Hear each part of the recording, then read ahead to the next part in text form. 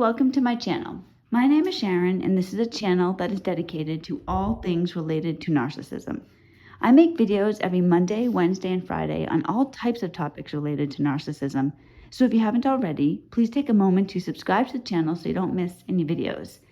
I would really appreciate it if you gave the video a thumbs up. It's a free way you can help me out. And definitely don't forget to leave a comment because I like to read what you have to say. On this channel, we've spoken a lot about the cruelty of narcissists. No one does unrelenting viciousness like a narcissist. We can all agree with that.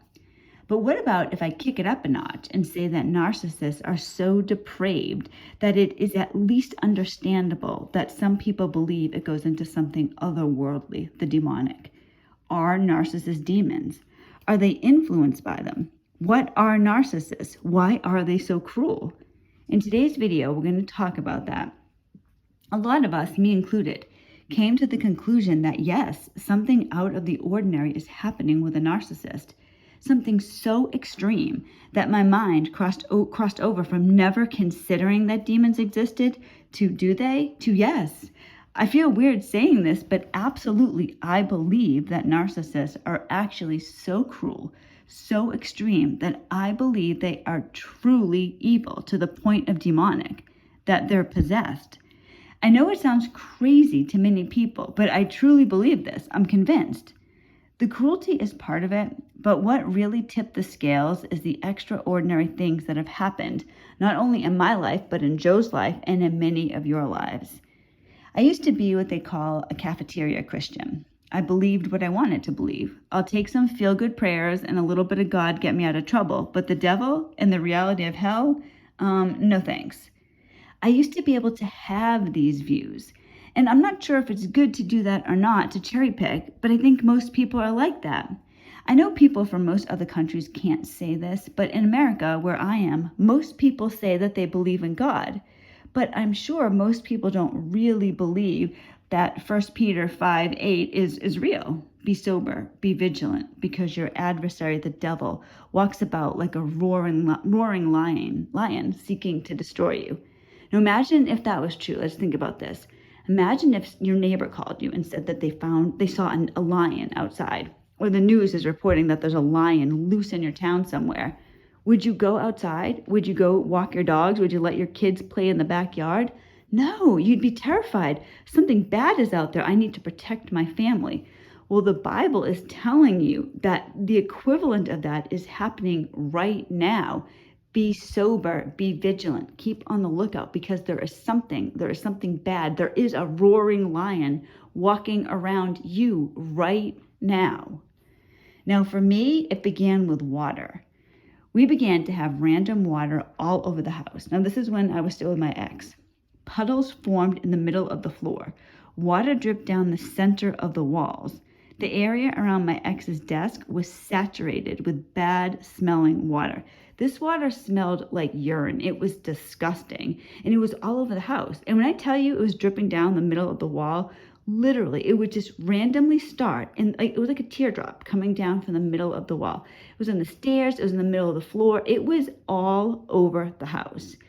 I thought at first that the first thing I thought was that my dog was having an accident, because it started in the dining room, then it was in the kitchen, then it was in like the family room, then it was in the office upstairs, and it was around my ex's desk. There was so much of it. I was like, well, are we having a water leak from somewhere in the kitchen, from an appliance? Is it the roof? We had so many people over. Nobody could figure out where this water was coming from.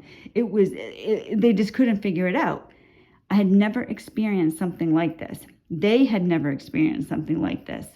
When my ex left for good, the water stopped. It never happened again. I was living by myself with the kids for 2 years. In that entire 2 years, in the entirety of that. Now remember, nobody could figure out what was wrong with the house, why all this water was here. It just randomly stopped right when he left. So maybe it's a coincidence. I don't know, but this really happened. Now, during the time that this water was happening, my 10-year-old son, at the time he was 10, he was sitting at my ex's desk and something terrifying happened to him that for months later, he wouldn't go into that room. I wrote about this on the community page. I was talking to Joe recently, and we were talking about demonic things and ghosts and that type of thing. And I told him, like, oh my gosh, my son had something happen to him several years ago. So I asked my son about it, if he remembered what had happened. Because what I remember from that time, he told me something had happened. He told me what it was, but I kind of knew what happened, but I didn't remember the specifics. So, and I knew my son had been afraid. Like at the time, he was afraid. He didn't want to go into that room. So I never really pushed him on it. But when I asked him recently, he told me the story. So he was sitting at my ex's desk and he was watching TV, and there was a pencil holder towards the edge of the desk. So my son pushed it back. And then he said to me, I thought it moved right back where it was, but I was kind of watching TV, so I wasn't paying full attention. He's like, so I took it again and I tried to push it back. He said, as he was pushing it back, there was a force, something was pushing against it. And this invisible force wouldn't allow my son to push the pencil holder back. It was pushed back to the edge. When he told me that the other day, it sent chills down my spine, because at the time, I don't think I fully understood what had happened. I mean, this was before I came to the realization, the conclusion, whatever you want to say, the delusion, whatever it is that you think, that these things are real. So that happened to him in that room on the desk, that the water was all around. And the water also around my ex's desk, it went like the file cabinet was also covered in like this orange sticky stuff. And it was also along the baseboard, on the carpet. Like if you put your hand on it, you could feel it. There was like something there. It stuck to you. It wasn't just water, but there was something there, and it was disgusting. It was down the walls. I don't know what it was, but it happened, and it stopped when my ex left. Now, some of you know my daughter because she's been on the channel several times. She'll tell you that the scariest thing that she ever experienced happened because of her father. This was a couple years ago. My son wasn't home. He was at a friend's house, thank God. And my daughter and I were home alone. Especially the last 6 months that my ex lived at the house, it was a really, really bad time. He had gotten worse and worse and worse. We were living in terror, and I would constantly be kicking my ex out of the house. So this was one of those times, and my ex wasn't there. My daughter and I, we were about to watch a movie together. So my bedroom was on the first floor. My daughter was upstairs. She was getting something. She comes downstairs. She was walking down the stairs. Right at that moment, I walked out of my bedroom into the living room. So I'm walking into the living room. She's walking down towards the living room. My ex is suddenly there. Now, I had spoken to him on the phone moments earlier, like less than 10 minutes earlier. And he had agreed that he wasn't going to come to the house until the two of us agreed he was going to come back. So if I'm thinking correctly, it was something like I told him, all right, let's just take a 2-day break. It was something like that. He agreed, okay, yep, I'll be gone for 2 days. We'll talk, and then we'll decide like when/if I'm coming back. That was what we decided. So I'm trying to do something with my daughter. I walk out, and there is my ex in the living room. And he was defiant. There was like this look on his face, and my daughter's coming down the stairs, and she was just, her eyes bugged out of her head. Here he is. Like, why is he here? So very calmly, I told her, I was like, Paris, go upstairs to your room. I have to call the police, because I'd asked my ex to leave. Please leave. No, I'm staying. This is my house. You can't make me do anything. Paris, go upstairs. I need to call the police. Go upstairs and close your door. My ex started talking to Paris, and this is what he said. And I'm going to imitate his voice. Like, this is how he said it. Right now, today, if you ask Paris, she'll tell you this is the scariest thing that has ever happened to her. She heard her father speak, but it wasn't his voice coming out of his mouth. This is what he said to her. Paris, I'm not intimidating you, am I? Paris, tell me I'm not intimidating you. I mean, he was saying it like that. Paris tells you, she'll tell you, it was the most horrifying thing that has ever happened to her, ever. She said she was absolutely terrified. She ran up to her room, she got maced, and she thought this is what she told me later. Today, right now, she still has PTSD from this, because she didn't have a phone with her. You will never see my daughter without her phone, ever. She has it on her at all times, because on this day, she said to me, I was so afraid because you were downstairs alone with him. I thought he was going to hurt you, and then I couldn't do anything about it. He was going to come up and hurt me next because I couldn't call the police. I couldn't do anything. I was trapped in my room with no way to get help for you or for me. That happened to her. His voice, it changed. It was not his voice. And I thought about this. I was talking to Joe about this recently. And I'm like, how could you make your voice sound different? How could you do that? Because maybe if I was really good at, say, accents or something, like I could speak with a British accent or a Southern accent, something like that. But how could I make the literal pitch and tone? Like, so I'm speaking and people that know me don't recognize me. That happened. Now, Derek Prince says that demons are persons without bodies, so they need a body to do anything. And there's something that can be filled in a narcissist, something susceptible to evil. Psychologist Eric Fromm describes narcissists as the quintessence of evil. He states that malignant narcissism is the root of the most vicious destructiveness and inhumanity. That's pretty harsh. These are supposedly people. Now, even when their victim is plainly suffering, they don't feel any sorrow, remorse, or empathy. Narcissists are always angry or about to be angry. That's exactly the opposite of godly, the opposite of moral and loving. God is love, and narcissists are evil. Narcissists know how to hurt you so that the damage is to the max. I mean, think of that. This is something that claims to love you, but is intent on hurting you. I mean, that's evil. If that isn't evil, what is? And if I believe that God is real and that God is good, how can I not believe that something is also real that isn't good? God tells me that my adversary is the devil. I must be sober. I must be vigilant. Remember, he's roaring around like a lion. Think about that, like I said, in reality, if there was really a lion roaring around your town. Now, let me ask you a question if you're a parent. How could somebody hurt you the most? If you're a parent, what could hurt you the most? For me, it would be hurting my child. Now, imagine someone purposefully plotting against your child. Imagine someone really harming your child. Well, we are God's children. He hurts if we're hurting. So just like when our children are small, we tell them about strangers. We warn them about taking candy or getting into strangers' cars. When my kids were small and we were out somewhere and I had to use the restroom, I used to tell my kids I wanted them to stand right outside the restroom so that I could see their feet because I was worried, because I was afraid something would happen to them when I was in the bathroom.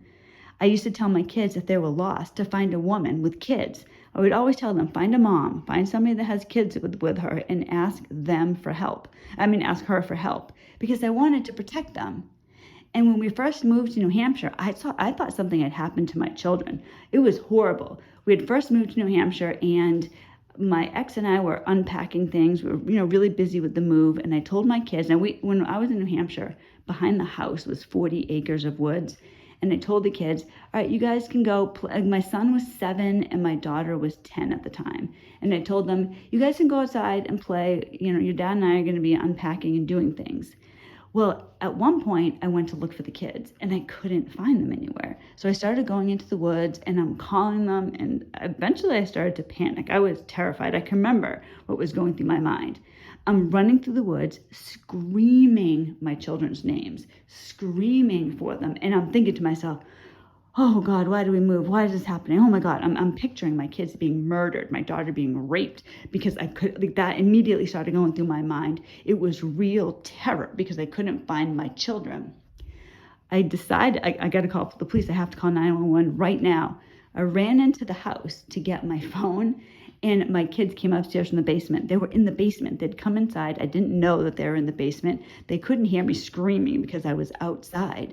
But I felt terror. And that's how God feels about us when he sees us being abused, when he knows we're being hurt. So just like I told my kids, all right, I'm going to go to the bathroom. I want to see your feet right underneath the door while I'm going to the bathroom. God warns us. His book, the Bible, it's full of warning. It's full of what to do.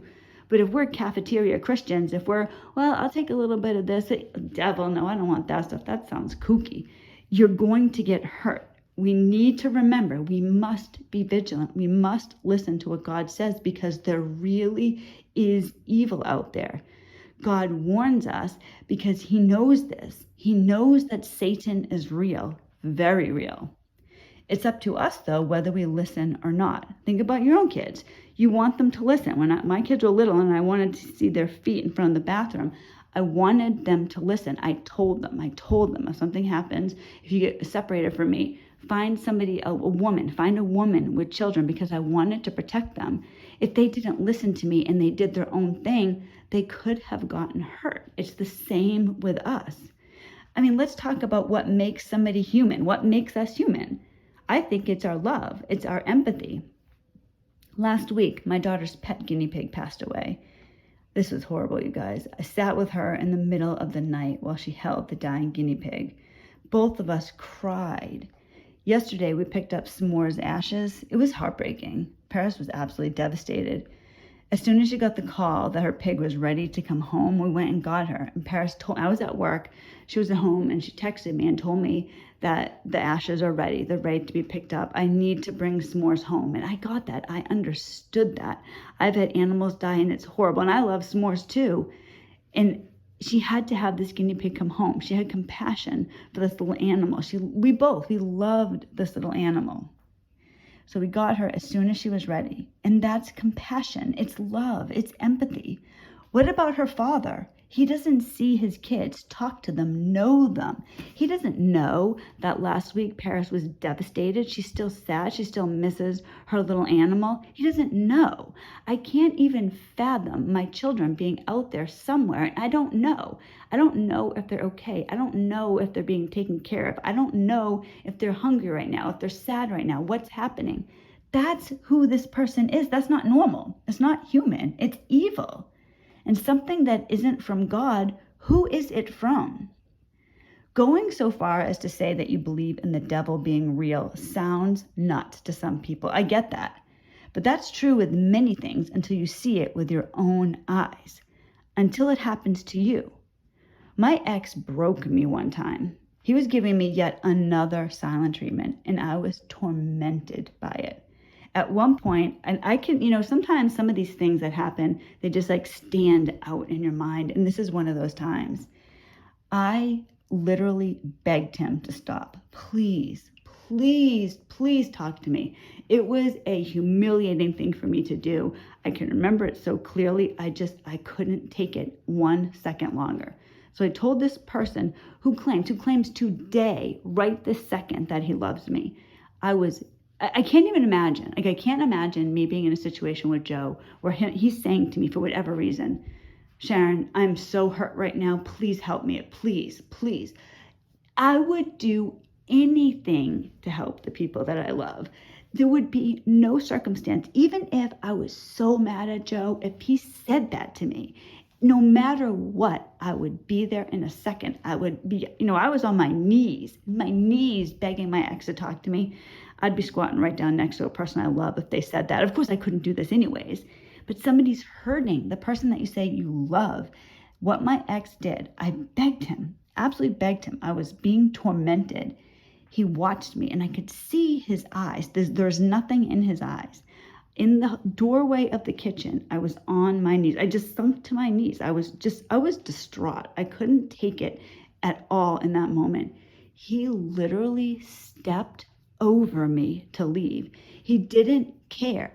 What is that? I can't, like I said, I can't picture it. I can't do that to anybody. This is what he did. The same man made a vow before God to love, honor, and respect me. The same man tried to get me arrested. I mean, this is who this thing is. As many of you know the story of when he tried to get me arrested. I mean, so just think about this. Think about this with somebody that you love. I had, this is another time I kind of lost it with my ex. I had told him, he came home from work and he was just in a bad mood. He was giving me another silent treatment. And I said to him, you got to go. You got to go. Then he just immediately starts packing his stuff. And I was livid at that moment. So I grabbed his arm and I pulled him towards me. Well, I tried to pull him towards me. He's 3 times my size, so I didn't even budge him.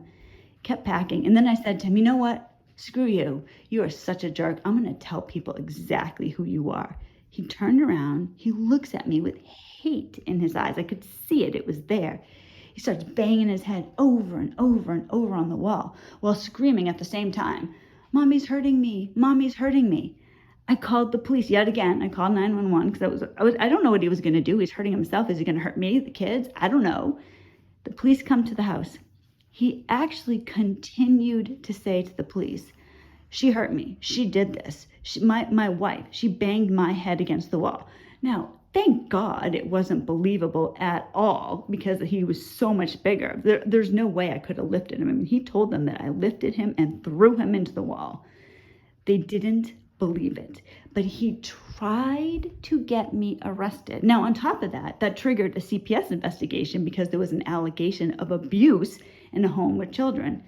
He let his kids go through that investigation for 2 months because of who he is. Who does that? What type of father does that? What type of father lets their children be interviewed for a lie that they told? Had someone come through our house, open the refrigerator, go down in the basement, every single room in the house. That's what he did. How can that be a godly person? How can that be somebody who has love in them? That's not what it is. That's a narcissist. They want revenge on people that don't put up with them. They want to hurt other people. It makes them feel good. I mean, think about that. Do you feel good if you hurt somebody? It's a horrible thought to most people, not to a narcissist. So this is what we're dealing with. Narcissists are creatures. They're entities. They aren't human. And if they aren't human, what are they? Please tell me your thoughts. Tell me what you think. I know a lot of people who have dealt with a narcissist believe, like I do, that yes, there's something really wrong.